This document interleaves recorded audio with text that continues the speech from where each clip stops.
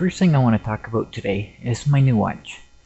With my eyes being as blurry as they are, in order for me to read the time out to have really large numbers, as most of the time I got my Bluetooth sunglasses on and not my reading glasses, so I can't see what the time is. So I saw this watch here, and I'm thinking, well, I don't have to focus my eyes to read this one. And the other problem I had with the other watches, they're so big and bulky. They catch on everything. It's really hard to put the sweater on or take a sweater off because you have to pull a sleeve over it and everything. And this watch is really thin. It's a whole lot smaller. It's lighter. It doesn't get in the way of anything. It's got no sharp edges on it. It's just all around better. So it's kind of unique. I've never seen anything like this before. You can tell what the time is. The outside ring is the hour hand and the inside ring is the minute hand. So in this picture it's 1:15. I had a choice of colors. I think there was purple, green. I think there was one other color, but the blue looked like it was the brightest, and I figured it'd be the easiest one to see in the dark. And it's actually pretty good. I can see quite well in low temperatures, in low light levels, but the hour hand is kind of hard to see. The minute hand just stands out. So I gotta really look close to find the hour hand in there. That's the only issue I have with it. But it works well. It's not waterproof, but it's life-proof, they call it. Oh, it's water resistant, so I can wear it in the rain, which I have, and I haven't had any problems with it. So I just wanted to show that. I thought it was kind of cool.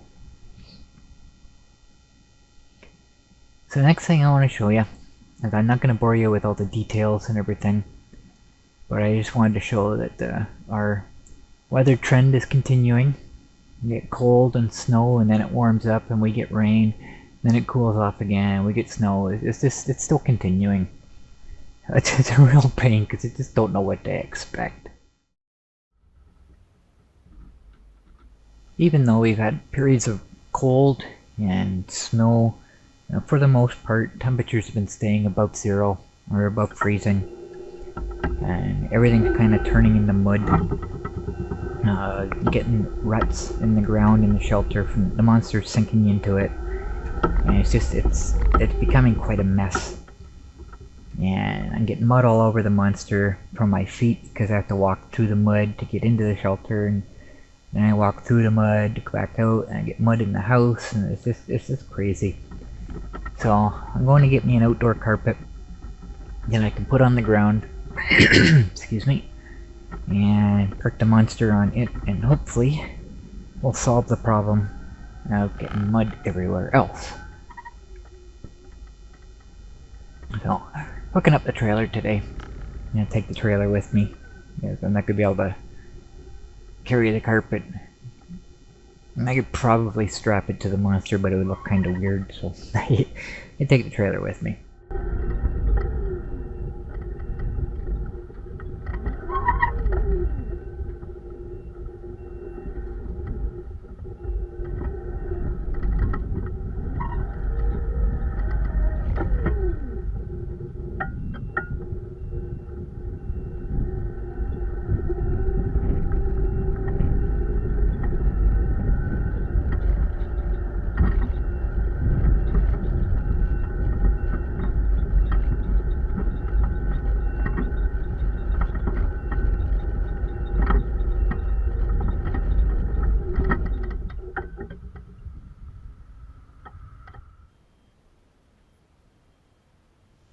Now once I get back home, I start clearing out the shelter, making some space.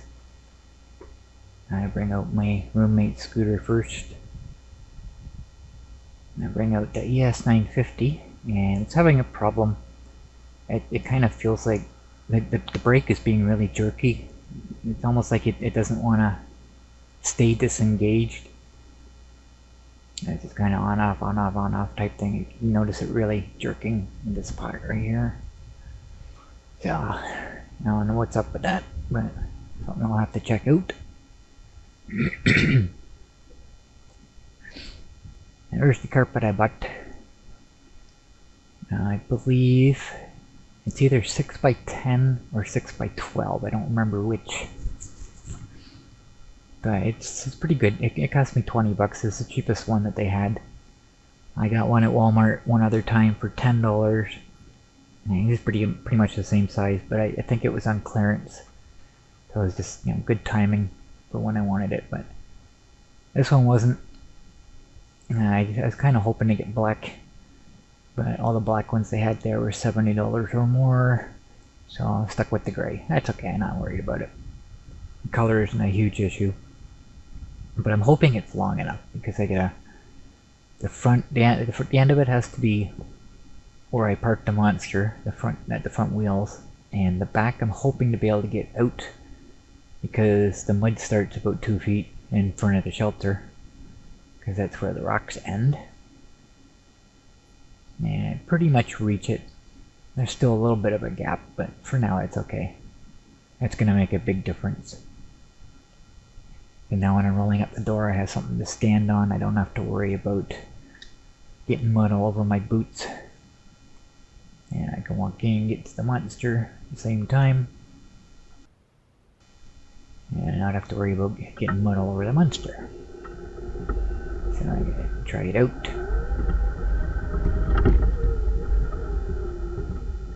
Yeah, it works okay. But when I turned on it, the carpet kind of twisted and it pushed down into the ruts. But at least there's no mud, and I'm hoping this solves the problem. The next day, I had to go to the doctor's, and from there I was going to Walmart and I needed to update my prescriptions. So I'm cruising down the road, you know, daydreaming like I always am. And all of a sudden, I hear this noise. If you've ever if you've ever hit a cardboard box and dragged it down the road, that's the best way I can describe this. That's what it sounded like. That's the image that I had going through my mind when I heard this noise. So I didn't feel anything. I didn't feel anything in the steering. I didn't feel a jerk, the monster slowing down. I just heard this noise. And I don't remember seeing anything on the road, so I immediately looked to see what the heck I just hit, and I noticed the right wheel is pointing straight out to the side. Thinking, oh great, broken ball joint, what do I do now?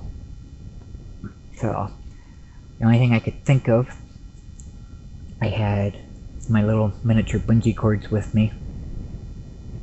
So, the steering rod has the ball on it, and the socket it goes up into the socket. The socket's actually above it, and it's still attached to the wheel frame there. So I'm thinking if I push the ball back up into the socket and use this bungee cord to hold it in place, it might get me home. So I decided to try that, and it actually turned out it worked so well. I continued to Walmart, drove all the way to Walmart, in the store, and back home, and it never came apart again. So that little bungee cord saved the day, and it actually held everything together. So I was pretty impressed by that.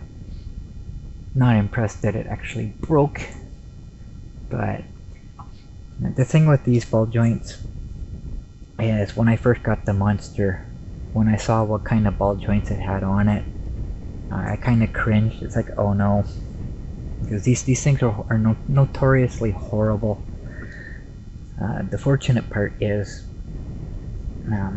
they use them on lawn tractors mainly for the steering or the gear shift linkage thingies. So there's a whole lot of videos on YouTube on how to fix these if they break. So I already knew this beforehand, so I kind of had an idea what to do. And that's where I got the bungee cord came into play. But I never mentioned this in my original scooter review video, but I didn't like the fact that the monster had that type of ball joint, and for it to break already, it shows you right there just how cheap they are. It's a really bad design. But you got to get.